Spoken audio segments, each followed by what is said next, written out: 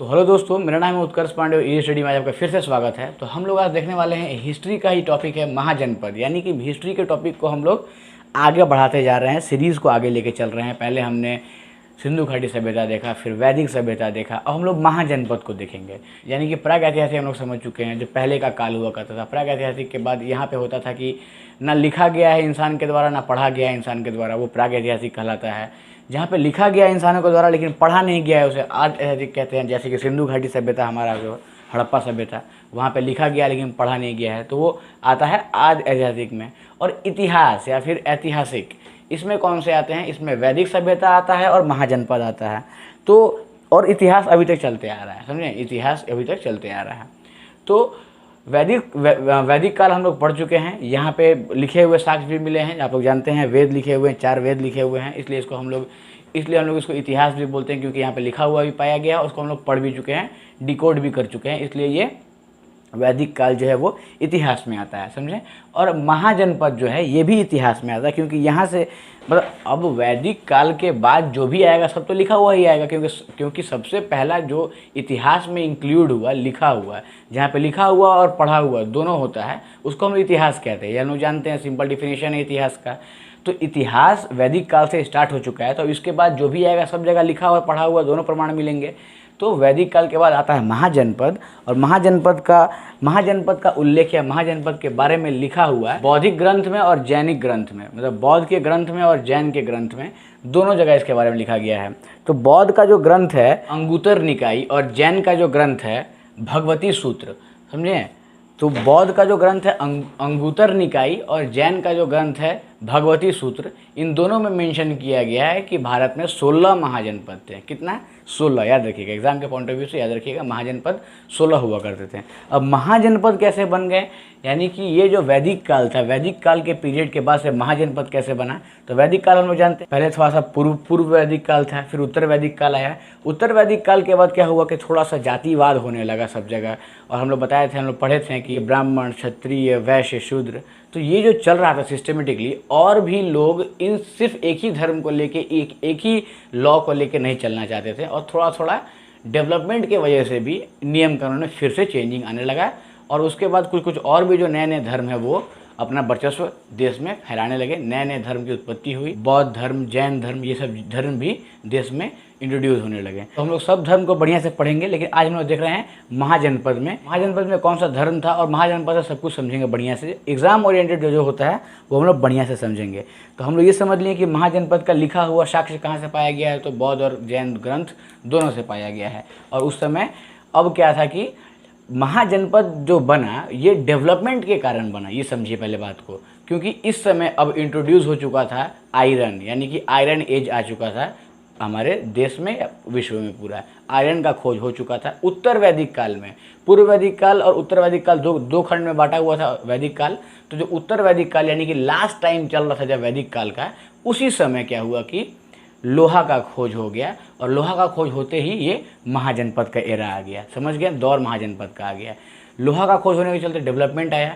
Development कैसा? Economically development. तो economically development जब किसी राज्य में आता है या किसी स्थान पे आता है, तो वहाँ पे फिर राजनीतिक डेवलपमेंट अपने आप होने लगता है, समझे बात को?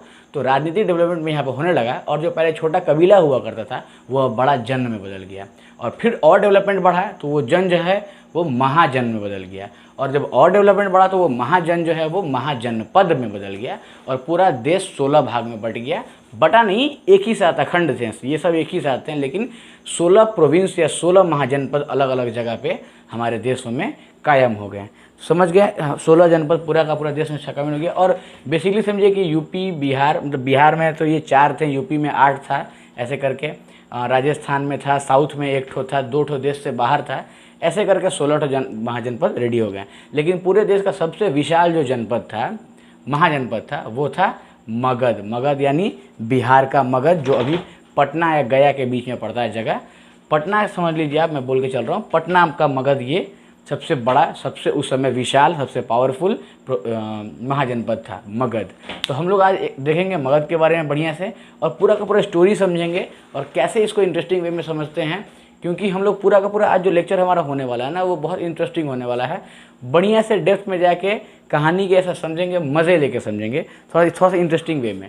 तो कंटिन्यू कीजिएगा, वीडियो को स्किप मत कीजिएगा कहीं भी, क्योंकि कुछ छूट ना जाए। बड़ा इंटरेस्टिंग तरीके से मैं आपको बताने वाला हूँ। तो देखिए, ये जो आपको दिख रहा है महाजनपद, महाजनपद में सबसे बड़ा और सबसे विशाल जो स्ट्रॉन्ग जो जनपद था, महाजनपद था, वो मगध था। मैं आपको बताया। तो मगध की जो कैपिटल थी वो राजगिरी थी। राजगीर जो अभी है, राजगिरी ही, यही इसकी कैपिटल थी। और इसमें 7 राजा आए, 7 वंश आया इसमें। तो 7 वंश को याद कैसे रखते हैं, देखिए इसके लिए मैंने बड़ा अच्छा और शॉर्टकट तरीका बताया है कि हसीन मासूक सा, हसीन मासूक सा। मासूक इस पूरे मगध जनपद जो मैं आपको बताऊंगा ना अभी, मगध जो महाजनपद है, इसमें पूरा मासूक खूब आएगी। आप देखिएगा, बड़ा मज़ा आएगा आपको। तो इसलिए मैं मासूक को लिया हूँ। और याद रखिएगा, हसीन मासूक सा, इसमें देखिए 7 हो गया। ह से हर्यक वंश, स से शिशुनाग वंश, न से नंद वंश, मा से मौर्य वंश, सु से शुंग वंश, क से कर्ण वंश और सा से सातवाहन वंश। इस ये पूरा आपका मगध का जो ये था ख़त्म। 7 आप याद कर लिए। बस एक सेंटेंस याद रखिए, हसीन मासूक सा। पूरा मासूका वाला सीन चलेगा जनपद को, जब हम लोग बढ़िया से देखेंगे अंदर चढ़ के तब भी। तो देखिए यहाँ से क्या है, हर्यक वंश सबसे पहला वंश है। मगध वंश का, मगध डायनेस्टी का सबसे पहला वंश कौन सा है, तो वो है हर्यक वंश। हसीन मासूक सा, ह पहले आता है, हर्यक वंश। समझ गए। हर्यक वंश का जो संस्थापक थे वो कौन थे, बिंबिसार। ये देखिए बिंबिसार। तो हर्यक वंश के संस्थापक कौन थे, बिंबिसार। ये देखिए, मगध जो पूरा महाजनपद था, इसका पहला राजा कौन था, तो वो था बिंबिसार। समझ गए। अब बिंबिसार जो था ये बहुत डेंजर था। ये खाली ब्याह करता था, शादी करता था, और शादी कर कर के दहेज में मांगता था। अलग अलग लोग, अलग अलग राज्यों को शादी करता था। जैसे यहाँ पे बिंबिसार है, समझ रहे हैं यार, मगध का राजा है ये। तो अब ये शादी कर रहा है ना, तो अपने बगल वाले राज्य में शादी कर ले रहा है, यहाँ पर शादी कर ले रहा है, यहाँ बढ़िया देखिए। और ये जगह को भी ये अपने में ले लेता, शादी कर करके लेता था ये। ऐसे करके क्षेत्र का विस्तार होता था मगध का उस समय जब बिंबिसार था। ठीक है, बिंबिसार बहुत शादी किया, यहाँ पे क्षेत्र को बढ़ा लिया, यहाँ शादी किया, और यहाँ बढ़ा लिया, थोड़ा इधर शादी कर लिया, थोड़ा इधर और कैप्चर कर लिया। ऐसे करके कैप्चर कर रहा था ये। ठीक है, और बिंबिसार बुढ़ा गया तब वो शादी ये कर रहा है, खाली शादी ये कर रहा है। तो इसका बेटा था अजातशत्रु। अब अजातशत्रु को दिक्कत हो गया कि इसको शादी करने नहीं मिल रहा, बाबूजी अभी तक शादी ये कर रहे हैं मेरा, मैं शादी कब होगा। तो अजातशत्रु खिसियाया और क्या किया कि मार दिया अपना बाप को, बिंबिसार को मार दिया। मतलब हमारा शादी हो ही नहीं रहा है, खाली शादी कर रहे हैं बुढ़ाड़ी में ही। तो अजातशत्रु अपने बाप को मार दिया शादी करने के चलते, और दबा के ये पूरा शादी करना स्टार्ट कर दिया। अजातशत्रु भी वो सेम प्रोसेस अपनाया जो बिंबिसार करता था। ये भी कभी यहाँ शादी कर ले, कभी यहाँ शादी कर ले, और ये और अपना बढ़ाते गया मगध को। देखिए मगध इतना छोटा था ना, अब देखिए मगध थोड़ा सा बड़ा हो गया है। शादी कर करके वहाँ का लड़की से शादी करता था और अपना थोड़ा सा और क्षेत्र बढ़ा लेता था। ऐसे करके बिंबिसार के ऐसे करके अजातशत्रु क्या किया कि सेम अपने बाबूजी का लक्ष्य कदम पे चला, और ये भी शादी करके बढ़ाने लगा। ये भी ढेर शादी किया अजातशत्रु भी। अजातशत्रु का बेटा जो था वो था उदयन। उदयन बोलता था पापा हमारा शादी करवा दो यार। उदयन का शादी नहीं करवाता था अजातशत्रु, ये भी बुढ़ाई तक लगा था शादी करने में। उदयन परेशान कि मैं शादी कब होगा। अब उदयन भी खिसिया और सेम प्रोसेस ये भी अपनाया, और ये भी अपने बाप को मार दिया अजातशत्रु को शादी करने के लिए। देखिए इसीलिए मैं बोला था ना कि हसीन मासूक से याद रखिएगा, मासूक के पीछे बहुत कुछ होने वाला है। तो देखिए, तो ये भी उदयन का किया कि अपने बाप को मार दिया, यानी कि अजातशत्रु को मार दिया। अजातशत्रु अपने बाप को मारा था बिंबिसार को शादी करने के चलते, उदयन भी अपने बाप को मार दिया शादी करने के चलते। अब उदयन लेकिन बहुत समझदार था, ये क्या किया कि अपना बेटवा का शादी बचपने में करवा दिया कि पापा हम रिस्क नहीं लेबो। ये रिस्क नहीं ले रहा था, ये समझ गया कि बेटा यहाँ पे शादी करने के चक्कर में मार दे रहा है लोग, हम भी अपने बाप को मार दिए, मेरा बाप को मारा था, यानी मेरा बेटा भी हमको मार देगा अगर हम शादी नहीं करवाते हैं। तो ये क्या किया कि बचपन में अपना बेटा का शादी करवा दिया। बहुत समझदार था। उदयन का किया कि बचपने में अपना बेटा का शादी करवा दिया। और ये वही उदयन है जो पाटलिपुत्रा, पटना का जो पाटलिपुत्रा है अभी, पाटलिपुत्रा का स्थापना यही किया था। समझ गए। तो पाटलिपुत्रा का स्थापना कौन किया था, उदयन, याद रखिएगा। और उदयन अपना बेटा का शादी करवा दिया बचपने में, रिस्क फ्री हो गया पूरा। और उदयन के बाद ये वाले जो हर्यक वंश है इसमें कुछ बड़ा राजा नहीं आया, और ये वंश धीरे धीरे टूटने लगा। और फिर इसका जो सेनापति था शिशुनाग, वो मार के शिशुनाग वंश बना लिया। समझ गए। तो हर्यक वंश खत्म हो गया, शिशुनाग वंश आ गया। अब जो शिशुनाग था ये आया, नॉर्मली सब कुछ चलाया, लेकिन बहुत ज़्यादा ये गहरा छाप नहीं छोड़ पाया इस मगध के दौर में। तो शिशुनाग से हमें बहुत कुछ नहीं पढ़ना है। शिशुनाग के बाद क्या हुआ ना कि नंद वंश आया। शिशुनाग वंश को ख़त्म कर दिया महापद्मानंद। महापद्मानंद बहुत क्रूर शासक था। ये क्या किया कि शिशुनाग वंश के जो भी लोग थे इनको ख़त्म कर दिया, काट दिया, मार दिया, और अपना वंश बसा लिया नंद वंश। कौन बसा लिया? नंद वंश के संस्थापक कौन हो गए? महापद्मानंद। याद रखिएगा, नंद वंश के संस्थापक महापद्मानंद। तो महापद्मानंद का एक बेटा था धनानंद। तो महापद्मानंद जो था वो पहला संस्थापक बना नंद डायनेस्टी का, और नंद डायनेस्टी का जो दूसरा राजा बना वो धनानंद था, जो कि महापद्मानंद का बेटा था। धनानंद आप समझ सकते हैं कि अलग ही लेवल का था। इसको कोई दुनियादारी से मतलब नहीं, दिन भर पीते रहेगा, नशा में रहेगा, नाच देखेगा, ऑर्केस्ट्रा देखेगा, डांस, बल्ले बल्ले, यही पूरा एंजॉय, राजा का लाइफ पूरा एंजॉय कर रहा था। कौन? धनानंद। इसको कोई मतलब नहीं था। लेकिन यहाँ पे जब धनानंद ऐश कर रहा था, मुजरा देख रहा था, अपना दारू पी के अपना प्यास बुझा रहा था, तब हमारे देश पे, पूरे देश पे एक काला संकट आया। वो था अलेक्जेंडर द ग्रेट, यानी कि सिकंदर महान। सिकंदर मैसेडोनिया का रहने वाला था, और मैसेडोनिया के तरफ से वो पूरा दुनिया को काटते काटते, ख़त्म करते करते, जीतते जीतते अब हमारे भारत देश पे आ चुका था। भारत देश के पास उस समय सबसे बड़ा जो राज्य था वो मगध का था, और मगध का राज्य में मगध का राजा कौन बैठा हुआ था? आप समझ सकते हैं, आपको बताया मैंने, धनानंद बैठा हुआ था। जब हमारे देश की तरफ अलेक्जेंडर आया तो हमारा राजा कौन था? धनानंद था। कौन सी डायनेस्टी चल रही थी? नंद डायनेस्टी चल रही थी, ये याद रखिएगा, ठीक है। तो अलेक्जेंडर कब आया? तो अलेक्जेंडर आया 326 बीसी में, याद रखिएगा, अलेक्जेंडर आया 326 बीसी में भारत की तरफ। और जब हमारे देश आया वो, तो सबसे पहले हराया किसको? पोरस को। राजा पोरस को हरा दिया, और राजा पोरस को हराने के बाद अपने यहाँ मंगवाया, अपने यहाँ बुलवाया, और राजा पोरस को बोला कि तुम घुटने टेक के माफ़ी मांग लो, तुमको माफ़ कर दिया जाएगा। तो राजा पोरस बोलते हैं, मैं उस मिट्टी का राजा हूँ जहाँ सर नहीं झुकाया था, भले सर कट जाए। इस बात पे अलेक्जेंडर प्राउड फील किया, और वो उनको बहुत अच्छा लगा कि इस तरह का ब्रेव राजा से मिलके।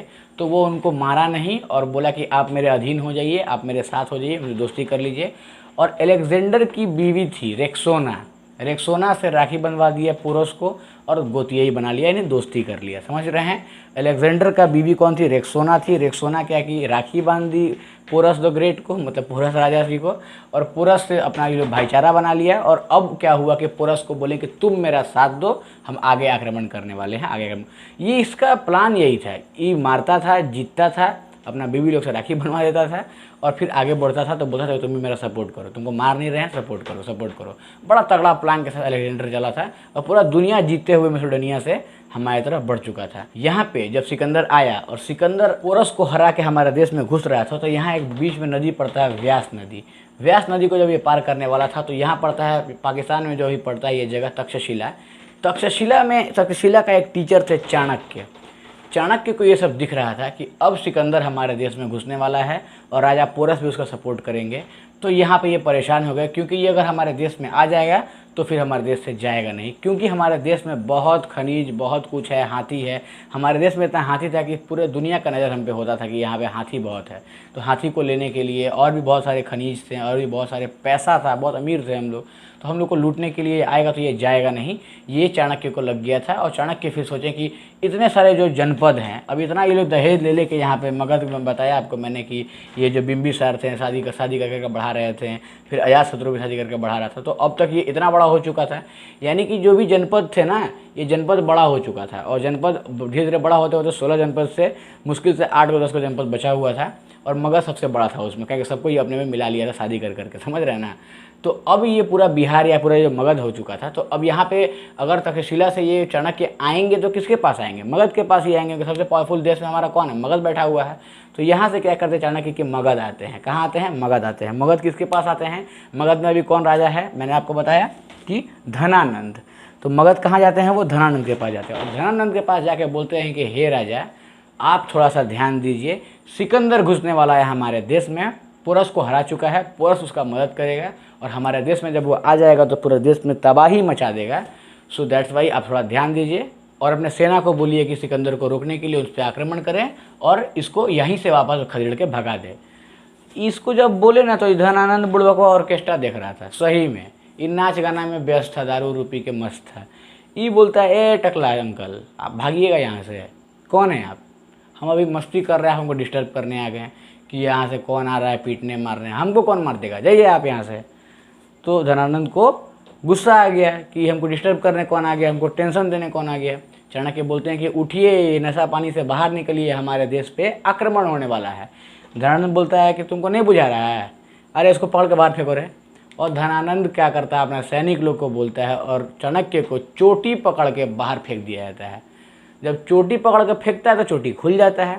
वो चोटी जब खुलता है तो फिर चाणक्य का मूड खराब हो जाता है और बोलता है कि तुमको बर्बाद कर देंगे रे धनानंद, तेरा ये पूरा साम्राज्य को बर्बाद कर देंगे, तब भी ये चोटी फिर बांधेंगे, हम कसम खाते हैं।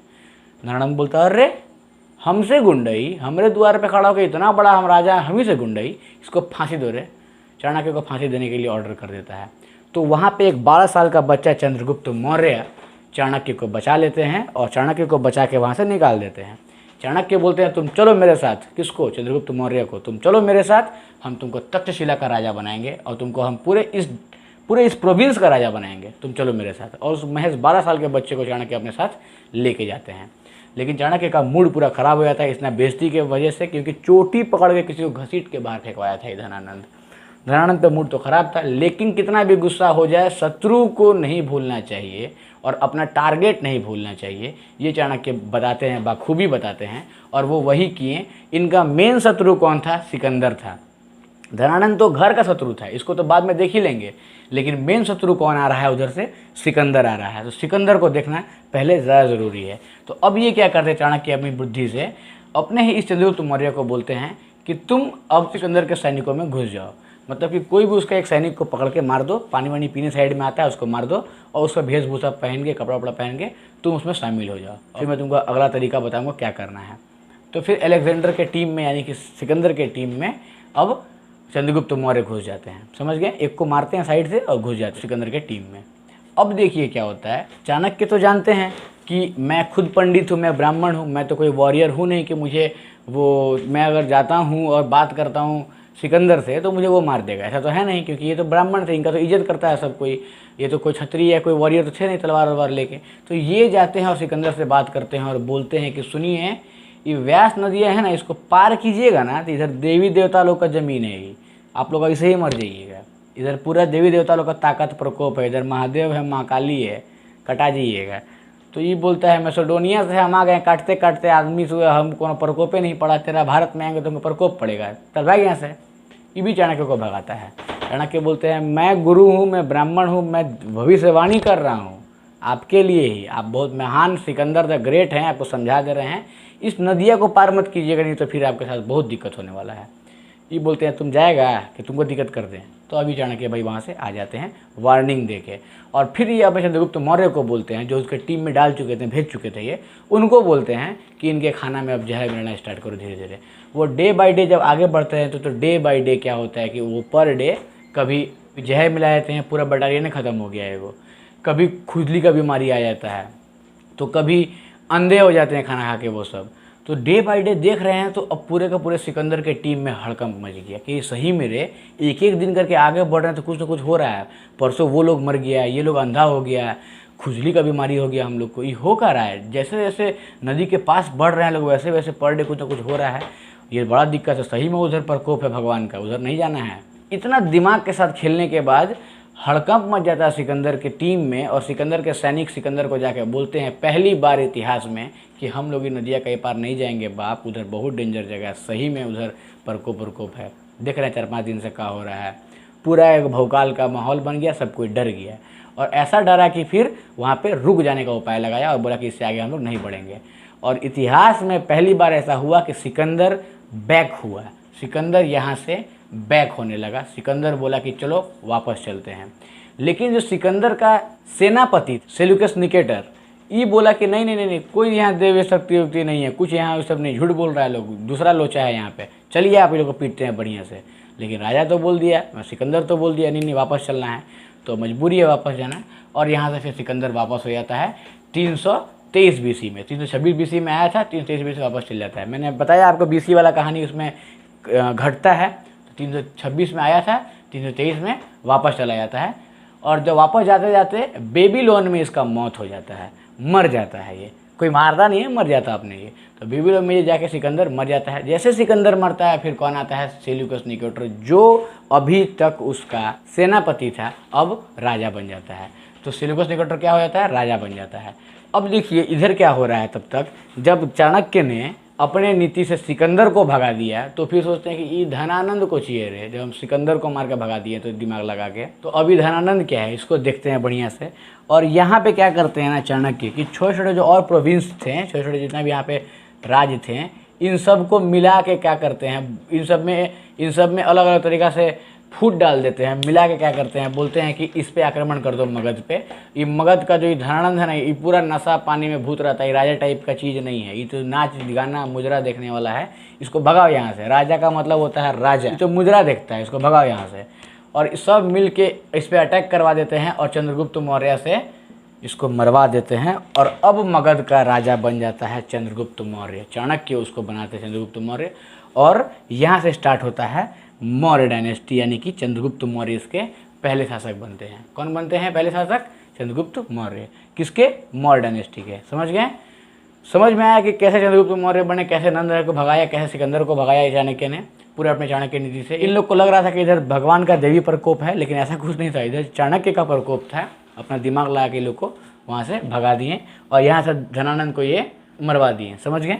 अब यहाँ पे मौर्य डायनेस्टी स्टार्ट होता है और मौर्य साम्राज्य के पहला जो राजा बनते हैं वो चंद्रगुप्त मौर्य बनते हैं, अब मैंने आपको बताया।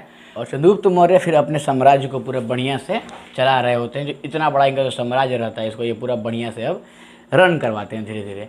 लेकिन क्या होता है कि इनके ये जो साम्राज्य इसे फिर से ग्रहण लगने वाला होता है, क्योंकि यहाँ पे सेल्यूकस निकेटर अब बन चुका रहता है राजा। अब सेल्यूकस निकेटर उपाय लगाता है कि वापस चलो इन पे आक्रमण करो, यहाँ कोई भगवान देवी देवता नहीं था, ये झूठे का बुड़बक बना के हम लोग को भगाया गया था। सेल्यूकस निकेटर दिमाग लगाता है और फिर से आक्रमण करने के लिए इधर बढ़ जाता है मगध की तरफ।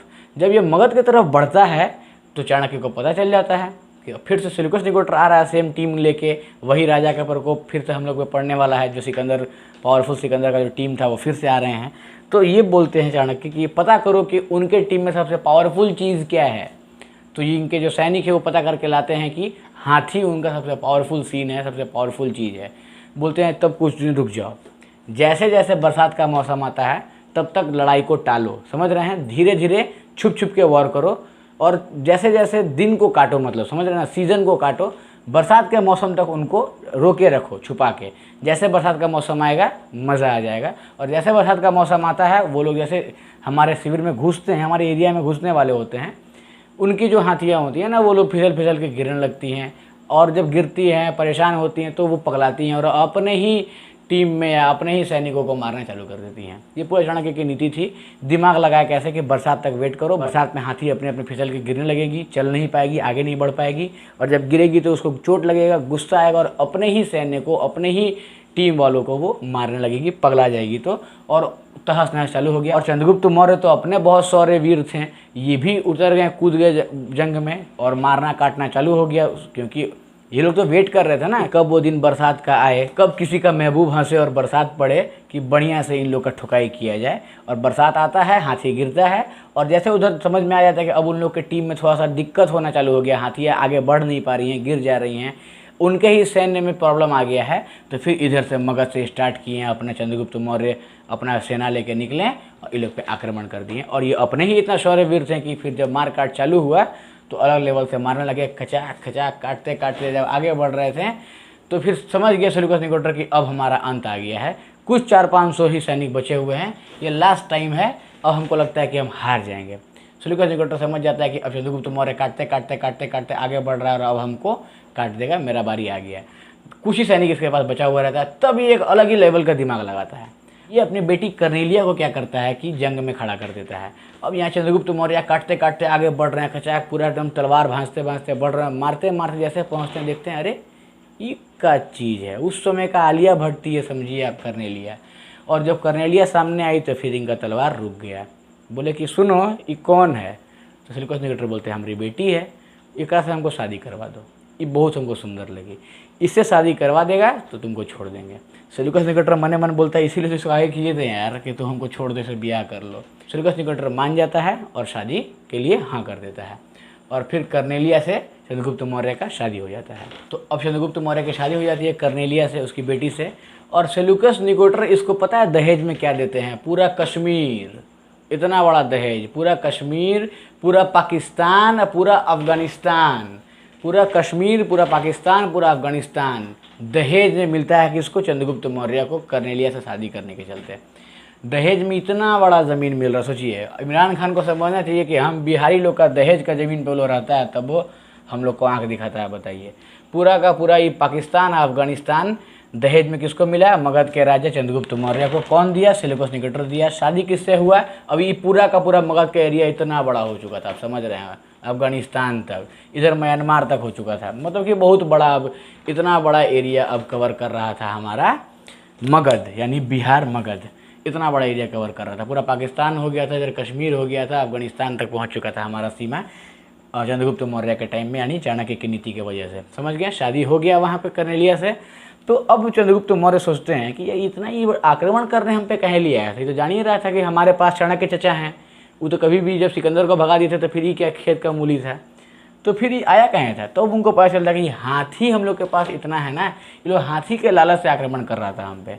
बोलते अच्छा हमारे ससुर जी, आप पहले बोलते, आपको हम हाथी ऐसे ही दे देते, आपको बेटी दिखा देते आप हमको। तो बेटी इतनी खूबसूरत थी कि इनको प्यार हो गया था। तो अब ये क्या करते हैं ना, मगध के राजा जो हमारे चंद्रगुप्त मौर्य हैं, ये 500 हाथी देते हैं गिफ्ट में। किसको? सेल्यूकस निकेटर को 500 हाथी गिफ्ट में दे देते हैं। इनको भी दहेज में इतना कुछ मिला, देख रहे हैं आप, पाकिस्तान मिला है, कश्मीर मिला, अफगानिस्तान तक का ज़मीन मिला है, इतना बड़ा एरिया इनको जब मिला है तो 500 हाथी क्या है, गिफ्ट में देते हैं अपने ससुर जी को ये 500 हाथी। लेकिन सेल्यूकस निकेटर को डर रहता है कि हम तो इससे युद्ध कर रहे थे और युद्ध करने के दौरान अपनी बेटी को इससे शादी करवा दिए हैं। कोई इसमें डर की बात तो है कि बिहार ले जाकर मगध में इसको पीटेगा नहीं ना मेरा बेटी को कोई, तो थोड़ा सा डर रहा था सेल्यूकस निकेटर। तो ये क्या कर रहा है, सेल्यूकस निकेटर अपना राजदूत भेजता है यहाँ पे मगध अपनी बेटी के साथ। इसका राजदूत का नाम था मेगस्थनीज, याद रखिएगा, इसका राजदूत का क्या नाम था? मेगस्थनीज ही लिखा था इंडिका। इंडिका जो बुक है ना, जिसमें मगध के बारे में पूरा बढ़िया से वर्णन करके बताया गया है। क्वेश्चन पूछता है कि मगध के बारे में किस बुक में व्याख्या किया गया है, तो वो इंडिका। इंडिका किसके द्वारा लिखा गया है? तो मेगस्थनीज के द्वारा। मेगस्थनीज कौन था? तो ये राजदूत था जो सेल्यूकस निकेटर के द्वारा भेजा गया था मगध में चंद्रगुप्त मौर्य के समय में। ठीक है, उसकी बेटी के साथ भेजे थे जासूस बन के कि जाओ तुम देखना मेरी बेटी को भी दिक्कत होगा तो बताना। लेकिन ये मेगस्थनीज बताता है कि बहुत बढ़िया से है, बहुत वेल सेटल्ड है, चंद्रगुप्त मौर्य और आपकी बेटी दोनों बहुत खुशहाल जीवन जी रहे हैं और बहुत बढ़िया से। उसके बाद धीरे धीरे क्या होता है कि बुड़बक बन जाते हैं चंद्रगुप्त मौर्य और ये फिर जैन धर्म अपना लेते हैं और धीरे धीरे जाके यहाँ पे कर्नाटका में नीचे में आके यहाँ पे श्रृंगेरी पर्वत पे संन्यास ले लेते हैं। यहाँ पे आके भिक्षुक का जीवन जीते हैं और ऐसे ही करके बिना ड्रेस, ऐसे ही बिना मतलब भूख से मर जाते हैं। राजा थे, राजपाट छोड़ के आके यहाँ पे भूख से मर जाते हैं, क्योंकि श्वेत वहाँ बिना कपड़े का रहना होता है जैन धर्म में। तो यहाँ पे ये जैन धर्म अपनाते हैं और फिर यहाँ पे श्रृंगेरी पर्वत पे आके मर जाते हैं। और इनका जब ये छोड़ के यहाँ से मगध आते हैं तो अब यहाँ मगध में राजा कौन बनता है? इनका बेटा बिंदुसार। याद रखिएगा, चंद्रगुप्त मौर्य का बेटा कौन? बिंदुसार। हर्यक वंश का सबसे पहला संस्थापक बिंबिसार, ये बिंबी है वो बिंदु है, याद रखिएगा। ठीक है, तो बिंदुसार, चंद्रगुप्त मौर्य का बेटा कौन था? बिंदुसार। और बिंदुसार अब यहाँ मगध का राजा बन गया और इसको इतना बड़ा एरिया फ्री में मिला है, समझ रहे हैं आप लोग। तो बिंदुसार को इतना बड़ा एरिया मिला है, चंद्रगुप्त यहाँ पे मर चुके हैं, अब जाके वहाँ पे संन्यास ले लिया है युद्ध से और जाके वहाँ पे वो मर चुके हैं और बिंदुसार बन चुका है इतना बड़ा एरिया का मालिक। तो ये जो एरिया यहाँ दिख रहा है आपको कश्मीर, और ये जो आपको यहाँ दिख रहा है अवंतिका, ये दोनों जगह में बिंदुसार का जो बेटा था वो राज कर रहे थे। तो बिंदुसार का 2 बेटा था। ठीक है, एक सुसीम, दूसरा अशोक, समझे? सुसीम और अशोक 2 बेटा था किसका? बिंदुसार का। तो बिंदुसार का जो बड़ा वाला बेटा था, जो सुसीम था, वो ऊपर, बड़ा बेटा ऊपर ही जाएगा तो ये ऊपर कश्मीर का राजा था, और जो अशोक था वो नीचे अवंती का राजा था। अवंती कौन सा जगह? एमपी का, महेशमती, बाहुबली वाला अवंती। तो ये अवंती का राजा कौन था? अशोक। ए से अवंती, ए से अशोक, याद रखिएगा। और कश्मीर का राजा कौन थे? तो सुसीम, समझे? तो क्या हुआ ना कि अब बिंदुसार बूढ़े हो चुके थे। तो जैसे बिंदुसार बूढ़े हुए, कश्मीर में विद्रोह चालू हो गया। कश्मीरिया लोग शुरू से हेडक कर रखता था, आज़ादी आज़ादी, हमको चाहिए आज़ादी। तो अब कश्मीर में ये लोग आज़ादी मांगने लगा कि हम लोग आपके मगध में नहीं रहेंगे, हम लोग अलग हैं, हम लोग को अलग राज्य बनना है। और यहाँ पे विद्रोह इतना बढ़ गया कि इतना मार मारा सुसीम को, यहाँ पे ये कश्मीरिया लोग भगा दिया। ये मार के भगाया, इसको डायरेक्ट आया मगध का पाटलिपुत्रा, कुमरार में। पाटलिपुत्रा आके ये बोलता है पापा हमको बड़ी मार मारा वो लोग यार, ये लोग बड़ी डेंजर है। वो लोग बोलता है कि तुम्हारा नियम कानून नहीं मानेंगे। अब ये जो यहाँ मगध में बिंदुसार बैठा हुआ था, बिंदुसार पूरे मगध का राजा था, समझ रहे हैं ना। और इसका बेटा अवंती में अशोक था और इसका बेटा कश्मीर में सुसीम था। ये दोनों इस जगह को चला रहे थे, रन करवा रहे थे, यहाँ का राजा थे। बिंदुसार जानता था कि मेरा छोटा वाला बेटा अशोक है, उसमें थोड़ा मोड़ा शौर्य है लगता है उसको। वो बोलता है अपने अशोक बेटा को कि बेटा कश्मीर में हो गया है विद्रोह, तू वहाँ पे संभाल सकता है विद्रोह का। अशोक बोलता है देखते हैं, जा रहे हैं। अशोक यहाँ से अवंती से अशोक उठ के जाते हैं कश्मीर, और कश्मीर जाके वहाँ पे विद्रोह शांत करने की कोशिश करते हैं। 1 सप्ताह रुकते हैं कश्मीर में, फिर वापस आ जाते हैं अपने अवंती, और अपने पापा को बोलते हैं, यानी कि बिंदुसार को बोलते हैं कि कश्मीर में पता कर लीजिए अपना राजदूत को भेज के, वहाँ का माहौल हमको लगता है कि ठीक हो चुका है। जब मगध से इसके राजदूत जाते हैं कश्मीर पता करने के लिए कि वहाँ का सीन क्या चल रहा, अब वहाँ विद्रोह खत्म हुआ कि नहीं, तो उनको वहाँ पे कोई आदमी ही नहीं मिलता जिससे वो पूछे कि क्या हाल चाल है आप लोग का। पूरा कश्मीर ख़त्म हो चुका रहता है, पूरा कश्मीर को काट चुका रहता है अशोक जाके कश्मीर में 7 दिन में पूरा कश्मीर के लोगों को काट चुका रहता है। और यहाँ एक शहर बसाता है श्रीनगर। तो श्रीनगर कौन बसाया है? अशोक बसाए, समझे। अशोक यहाँ से उठ के गए, काट दिए और बोले कि जब यहाँ कोनो बिहारी आएगा ना तो उसका नाम का आगे श्री लगाना, यहाँ श्रीनगर शहर बसा दिए हो, समझे। तो अशोक गए, पूरा कश्मीरी लोग को काट दिए वहाँ पे, और फिर उसके बाद यह पूरा का पूरा वर्चस्व कश्मीर में भी फिर से मगध का स्टार्ट हो गया। तो अब बिंदुसार समझ गए कि वो यही मेरा बेटा जो है शेर बेटा है, इसी को राजा बनना चाहिए। लेकिन इतना ये सोच ही रहे थे कि ये बुढ़ा चुके थे, ही मर गए। अभी जब मर गए तो फिर जो बड़ा बेटा है नियम के हिसाब से सुसीम वही राजा बनेगा, तो सुसीम राजा बनने लगा। अशोक कोई ठीक नहीं लगा, बोला ये बड़का भैया भले बड़ा है हमसे, लेकिन है तो ये बुड़बक, तो अब ये राजा बन जाएगा तो मूड खराब हो जाएगा। अशोक का हो गया मूड खराब। अब ये बोलते थे कि नहीं, इसको राजा नहीं बनना चाहिए। लेकिन एक चीज़ का होता है, अचानक से मालूम पड़ता है कि मेरा बाप जो था बिंदु से पूरा अलग ही लेवल का मजनू था। अब मैं आपको पहले बताया ना कि पूरा हम लोग जो महाजन में पढ़ेंगे मगध का, ये पूरा का पूरा मासूक के पीछे है। ये देखिए पूरा का पूरा ये बिंदुसार जो था ये मासूक के पीछे बिजी था। इसका 99 को नाजायज औलाद था। कितना? 99। बिंदुसार का 99 को नाजायज औलाद।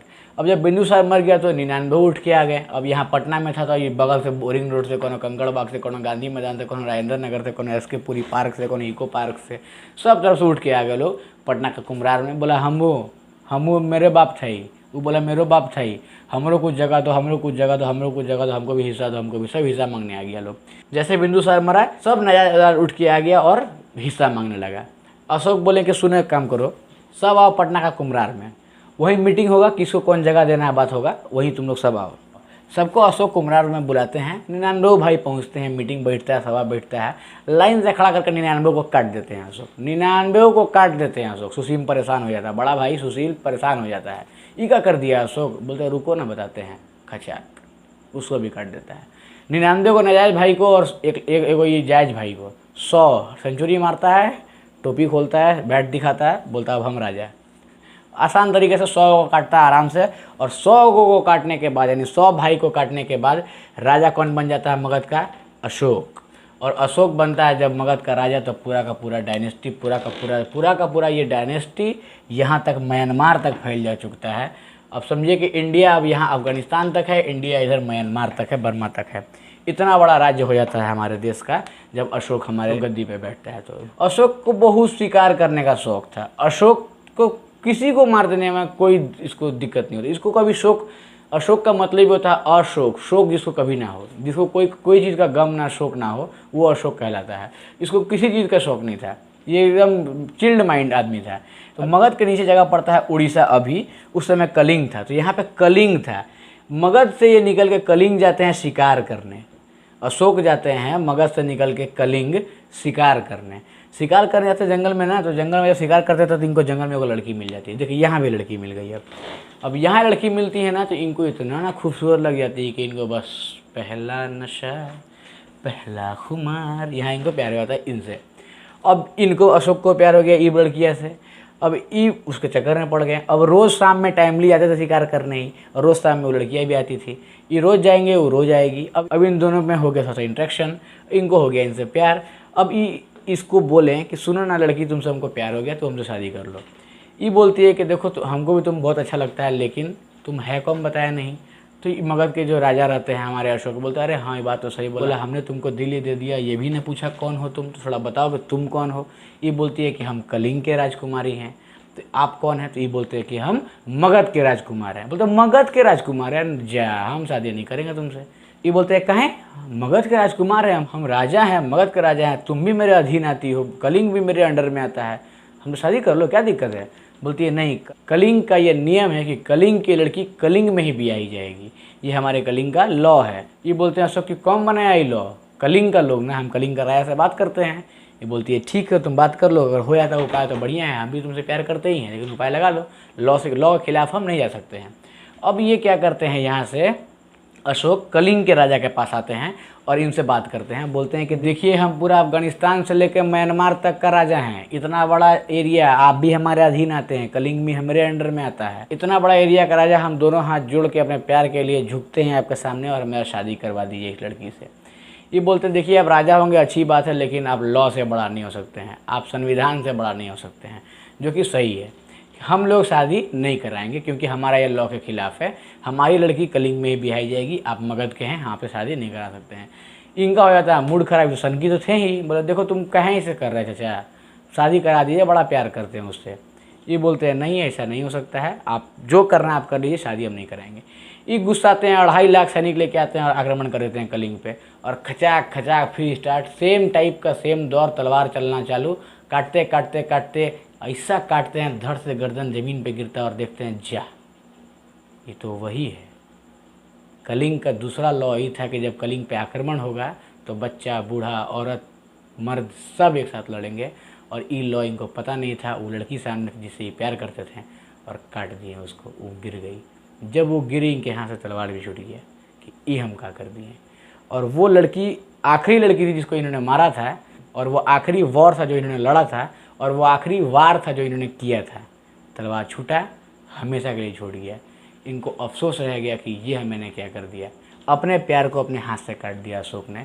और उसी समय से युद्ध की नीति छोड़ के ये बुद्ध की नीति पे आ गए, और एकदम अलग ही जग सुना सुना लगे, जग सुना सुना लगे वाला लग रहा है, गाना सुनने लगे, एकदम सैड हो गया। मतलब कि समझिए कि एक माँ को 20 से 25 साल लगता है लड़का को जेंटल बनाने में, और एक लड़की को 20 से 25 मिनट नहीं लगता उसको मेंटल बनाने में।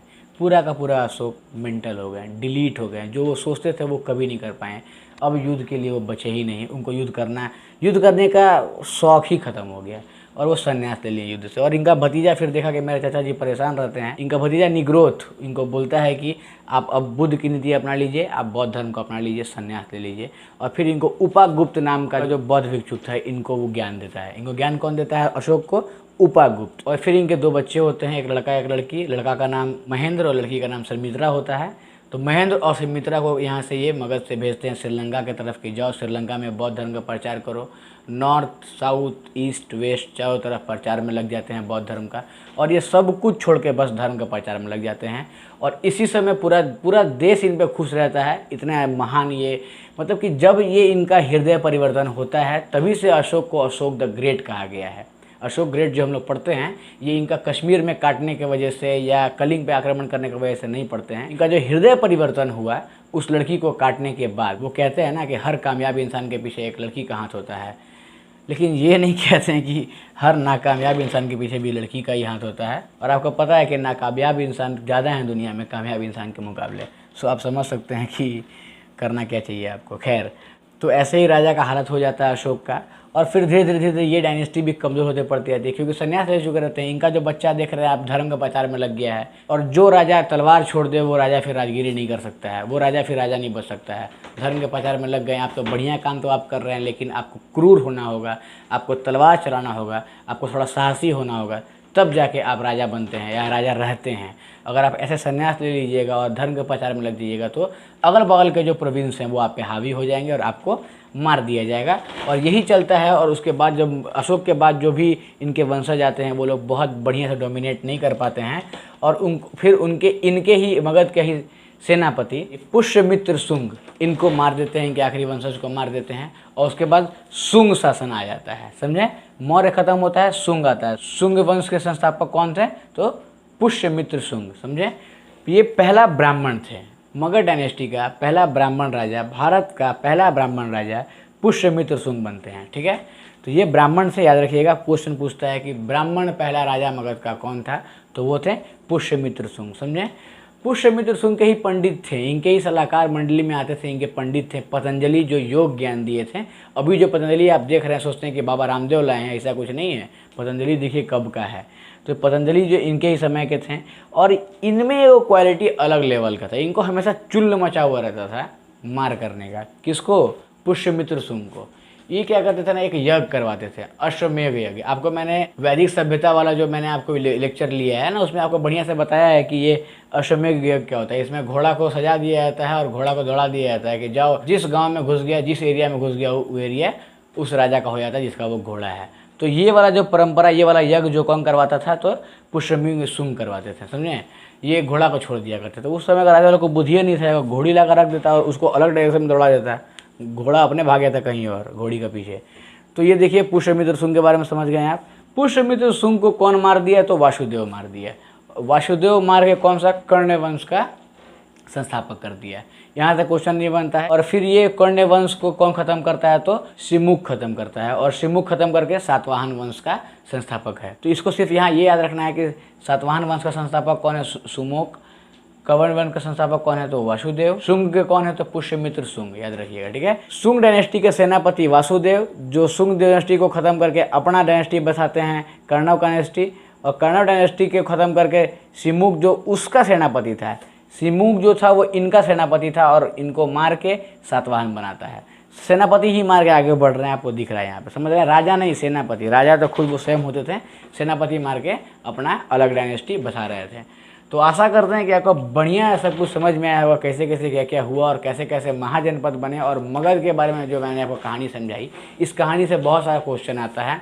ये सिकंदर से क्वेश्चन पूछे, सिकंदर कब आया, सिकंदर कहाँ मरा, सिकंदर का सेनापति कौन थे, सिकंदर सेल्यूकस निकोटर ने किसको हमारे देश, सेल्यूकस निकोटर किसके समय आया, सिकंदर किसके समय आया था। सेल्यूकस निकोटर फिर से जब युद्ध किए तो अपनी बेटी का शादी करवा दिए, तो इस यहाँ से क्वेश्चन आता है। सेल्यूकस निकोटर किसको राजदूत बना के भेजे थे, वहाँ से क्वेश्चन आता है। उन्होंने कौन सा किताब लिखा, वहाँ से क्वेश्चन आता है। ये सब बढ़िया से आप समझ लीजिए। बड़ा इंटरेस्टिंग तरीके से मैं आपको समझाना चाहा कि महाजनपद क्या था। महाजनपद 16 जनपद थे, उसमें जो सबसे इंपॉर्टेंट और जहाँ सबसे अधिक क्वेश्चन बनता है वो मगध है। मगध को मैंने आपको बढ़िया से समझाने की कोशिश किया है। और ये आप बस यही याद कर लीजिए ना, हसीन मासूक सा पूरा। और आपको मासूक जहाँ ये वर्ड याद आएगा तो आपको याद आ जाएगा पूरा इसमें मासूकगिरी चला है। आपको मैंने बताया ना, यहाँ भी शादी करने के लिए एक दूसरे को सब मार दे रहा था लोग। यहाँ पर नंद वंश में ये जो धनानंद था, ये पूरा मासूक में ही बिजी रहता था, शराब शबाब। उसके बाद मौर्य में चंद्रगुप्त मौर्य को कैसे प्यार हुआ, तलवार काटते काटते फिर कर्नीला को देख लिए, समझ गए आलिया भट्ट मिल गई इनको। उसके बाद यहाँ पर नीचे आते हैं तो बिंदुसार का बेटा जो अशोक था, इनको भी प्यार हो गया। इनको ऐसा प्यार हुआ कि पूरा के इनका सीजन ही चेंज हो गया। तो फिर आप सब समझ रहे हैं कि यहाँ पे कैसे कैसे प्यार हो रहा था बार बार, और कैसे कैसे प्यार चल रहा था बार बार। तो आशा करते हैं कि आपको सब कुछ समझ में आया होगा। इसी के साथ फिर मिलते हैं हमारे नेक्स्ट लेक्चर में। तब तक के लिए जय हिंद, जय भारत।